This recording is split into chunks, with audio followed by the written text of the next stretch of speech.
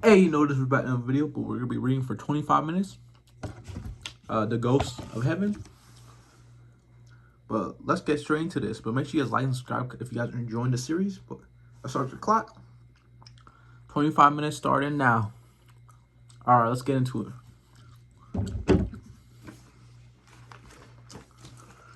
He took it to it and put the silver. No, we're on this. We're actually on this page.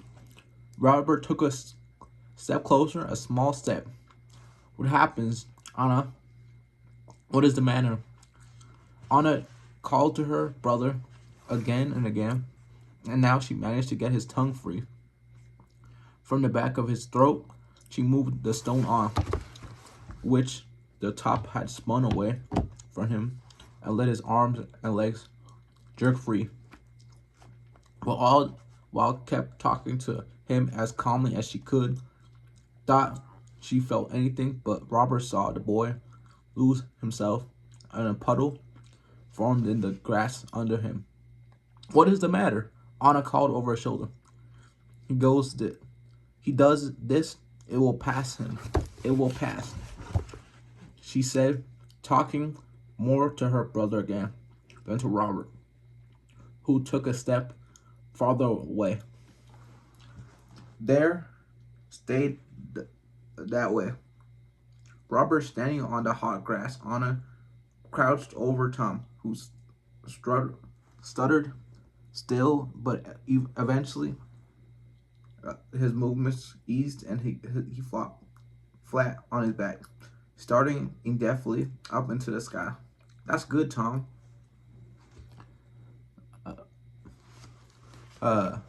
Said Anna. That's good. You are well again. Robert saw how the boy seemed to look to sleep, exhausted. And Anna sat beside him, leaving her hand on his chest, which rose and fell gently and smoothly. She looked up. He is well again, she said, well enough. But she couldn't look away from his brother, nor did she went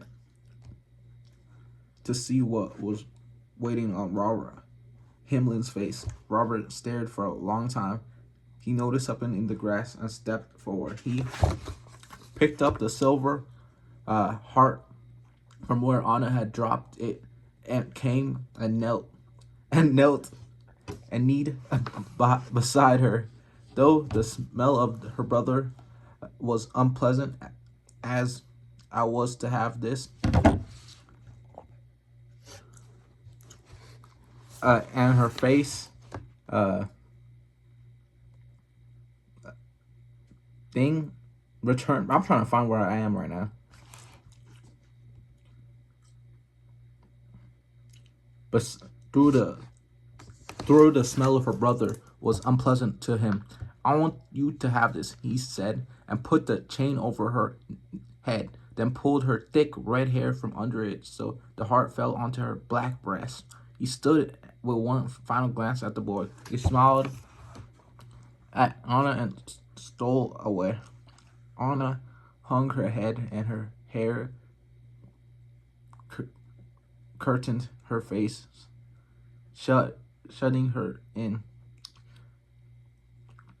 She knew she must go after Robert Hamlin and return the gift.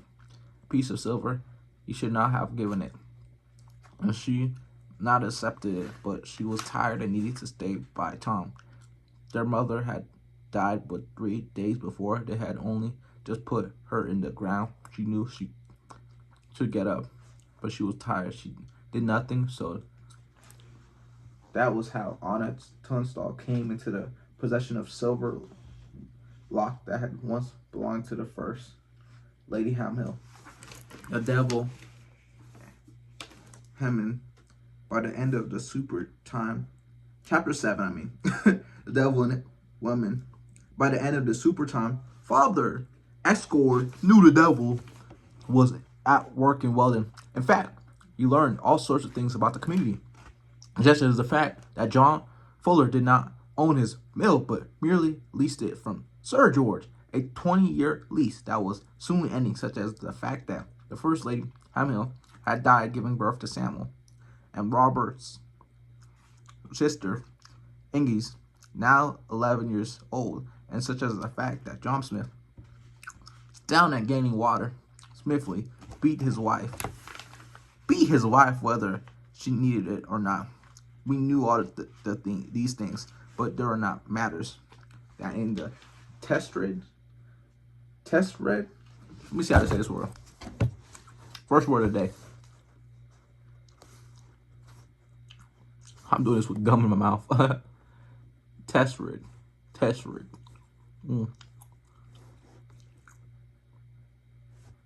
Not interest, bro. Test read. Bro. Test rest. Okay, test read him gently. Not yet. At least, Sir George had some short warnings of the arrival of the ruined Dean, and had prepared his feast to welcome him in evening. 3 geese and quilly loud piglets had passed away that morning. The morning in readiness of the father's appetite for the father, and yet Sir George seemed to have made a mistake.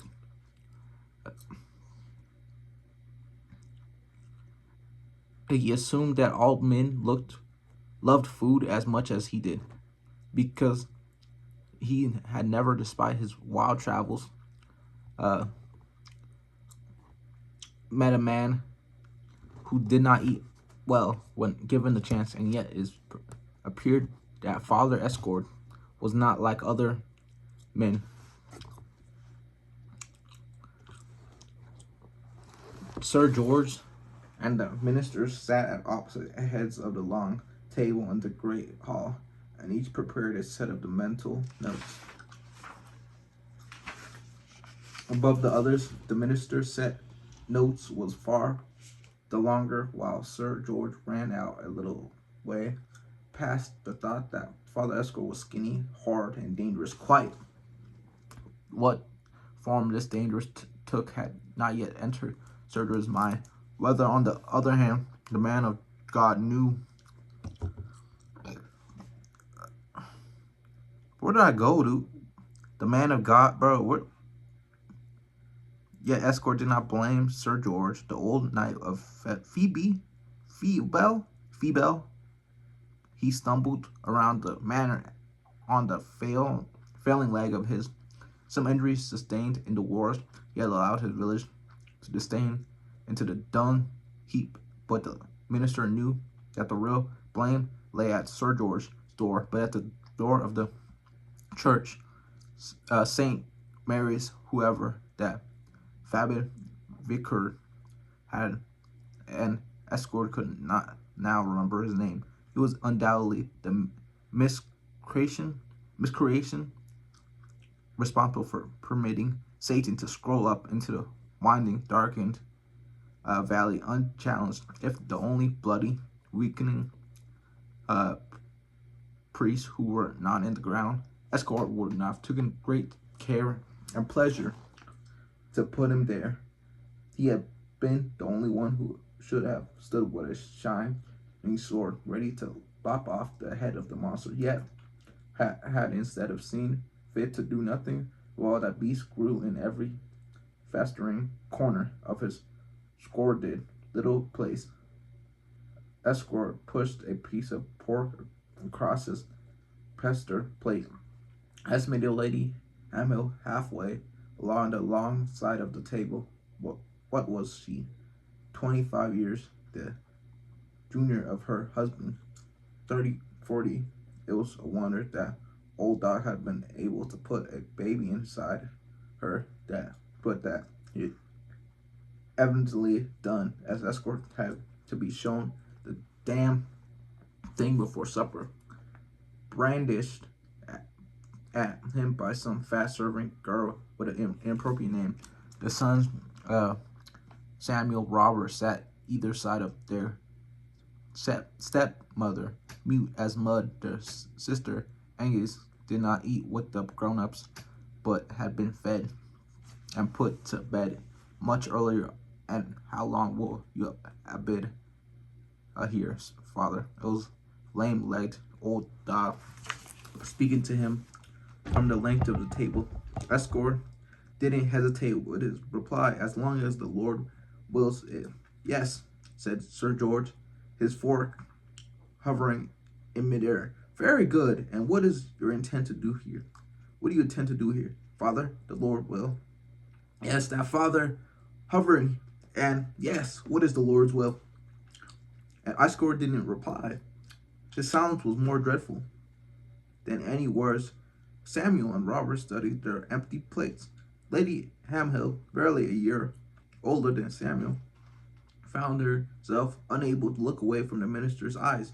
A piece of the pork fell from Sir George's fork onto the floor.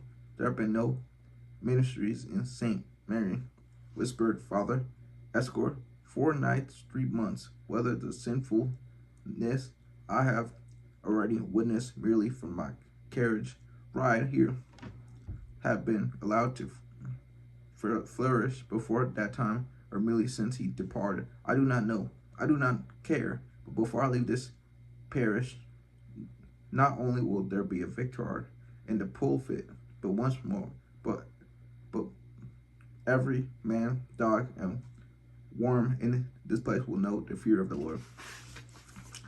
He rose from the table. Sir George rose too. When as the weight went onto his big feet. Very good, father. Escort clipped his fingers at the old servant who stood by the door. Show me to my rooms. With that, he was gone, and the air behind him trembled. Grace, the old servant whose given name was Edward, who had no second name, had seen many things in his years, so he flustered little as the manner of the minister, but had stood and listened to everything that had passed up and down the table of supper, and he had made his way to sit in the cool corner of the kitchen. He enjoyed himself a great deal by telling everybody, where did he go? Everything? Everybody there what had escaped from the minister's lips. I'm trying to look for him where I'm at. He told how the father had presided over the trial by his own miscount. I need to know how to say this word. Modestness accounts as least 30 women had pleased. He was to say that he had put every one of them at the end of a rope. Further, he claimed to have unmasked the devil working in several men too, through that only work by far least satisfying. He explained then his purification of the weaker sex with his own eyes. Edward went up to recount. Father Escort had witnessed a woman turn into a bundle of rotting snakes, and seen the devil hovering over the shoulder of a woman accused, even while in court there was trying her. Finally, Edward finished with a whisper. Father Escort had uncovered a hideous coven in which babes were fed from woman giving not milk but blood. Such things, ill. Being so, Father Escort knew just what to do in the face of evil. Exterminate it. The kitchen listened with glee to these tales. Cook even pausing a while to hear the stories. In the corner sat Grace, while her ladyship's son at her breast sucking away. A dozen times Cook had told Grace not to bring the child into the servant part of the house. If they catch you Girl, you'll be out on your arse, she said 12 times or more. But Grace got bored feeding the boy up into the nursery all by herself. She looked like to come to the company of the kitchen to hear the gossip. If it didn't cease to amaze her how this noble little gentleman kept growing off nothing more than her milk. Day by day, when the feeble boy that had come out from her hasn't gained so much as a fleck of fat in his short time on earth. Anyway, the fattening baby was now sucking in his sleep, so she pulled him off but herself away and hastened from the kitchen along the passage up the back stairs and to the nursery. There she put the baby down into its crib and turned her mind to more interesting matters. One floor down at the end of the corridor. Let me see how to say this word. Let me see how to say this word. Let me see how to say this word.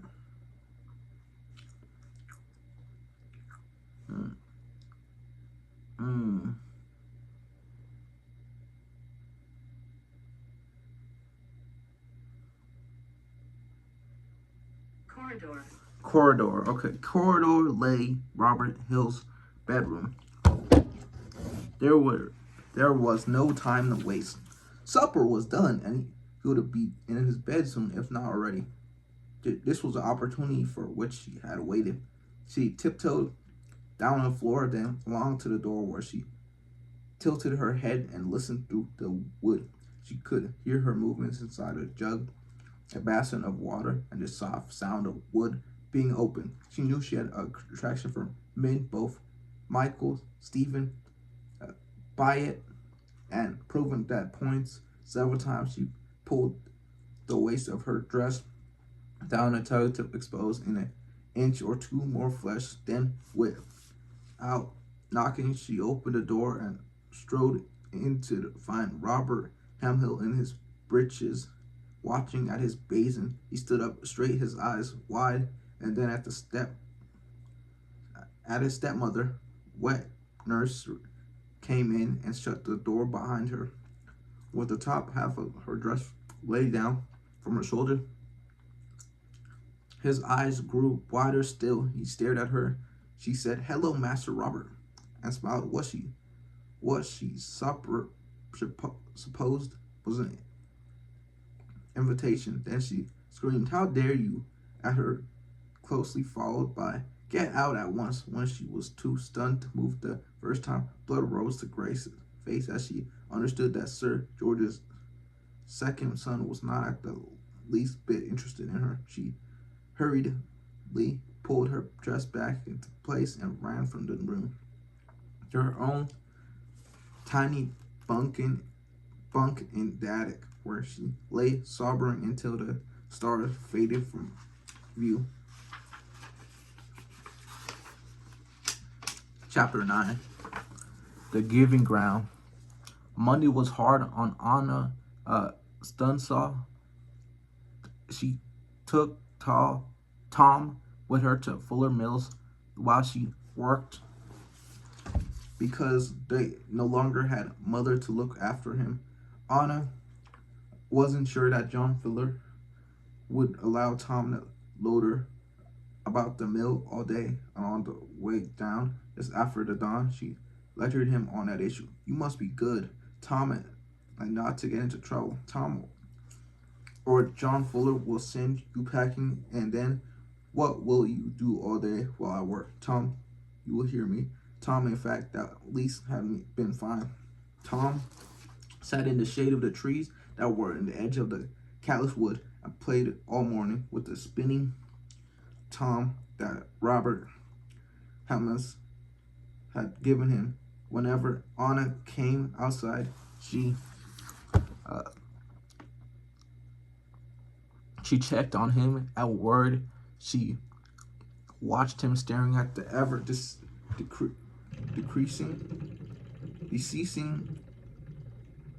deceasing spiral that the top made as it spun, and worried that what made him had made him have the fit of the day before. She had never worked out by the why they came, nor her mother, but they seemed to be set about by the sorts of odd things not, and some nothings too. But Tom seemed well today, although he stared at the spiral and lazily.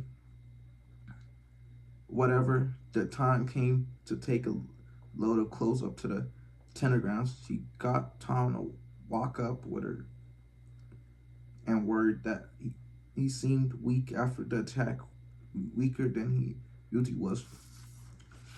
But when work was done, Tom was fine and had become no bother. And furthermore, as they were leaving, Helen Fuller had come out of the Mills house and pushed a large wedge of cheese wrapped in nettle leaves in Anna's hands. "Don't tell John," she whispered, smiling, and sent them home. But on Tom's, but on a Tom, but on a Tom of a day's work, when Anna got home, she found. Bro, where did the sentence go? Dude, where did the sentence go? Dude, where did the sentence go? She found Matt Burke sitting in his sun on the step of the Tunstall cottage, wanting the polistis. Let me see how to say this word.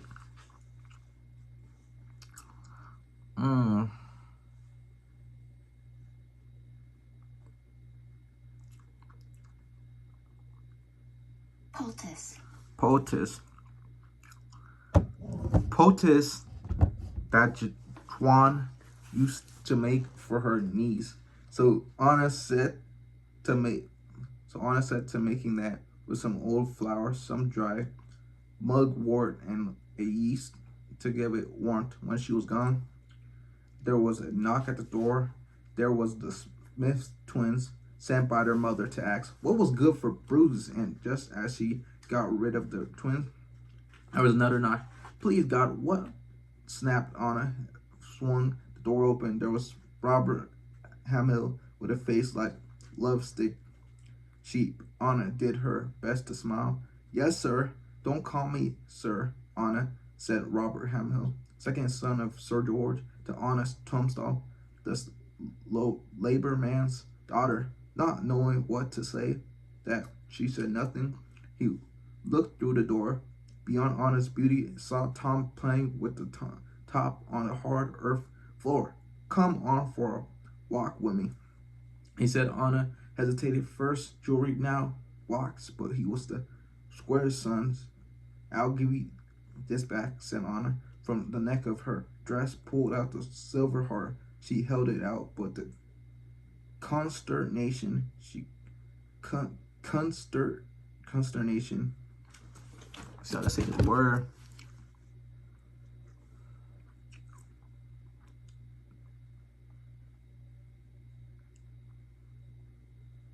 Consternation.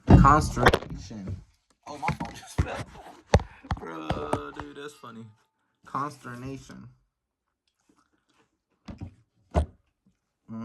Where did I go? Where'd I go? Consternation. She could see that Robert was already shaking his head. He took it away from her, but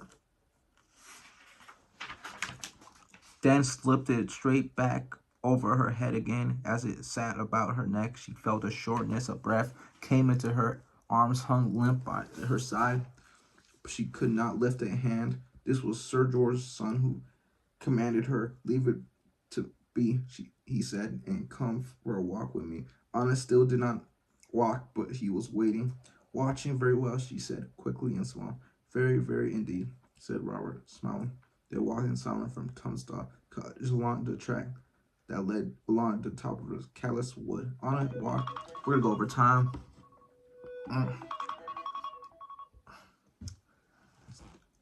Callous wood. Anna walked with her head down so her hair protected her gaze. Again, she said nothing by the way of reply to his his attempts at conversation, and presently he stopped trying. When they crossed their track down to Fuller's Mills, the trees were no longer called callous wood, but horse-holden wood. From here it was a short walk to the path that led to St. Mary's. Oh, said Robert, seeing the churchyard ahead of them. Perhaps you would not have come this way on a stroke. I wanted to come here today. I want to come here every day. If I can see mother. Robert gave me a nervous little nod. Your father is dead too, Anna, some few years ago. Robert nodded. He tried to sneak a glance sideways at Anna when he thought she wouldn't see the hair, the way it curled to her shoulder and hung upon her black dress, her pale skin. He remembered seeing her slender calves the day before as she dangled her feet in the water. Okay. 25 minutes. 26 minutes, but like, come on. Like, I'm gonna see you guys tomorrow. Like, good little session. We're not missing a day. I'm telling you, we're being consistent with this stuff. Like, I'm telling you, I love y'all niggas. But come on. Reading. Right, stop playing.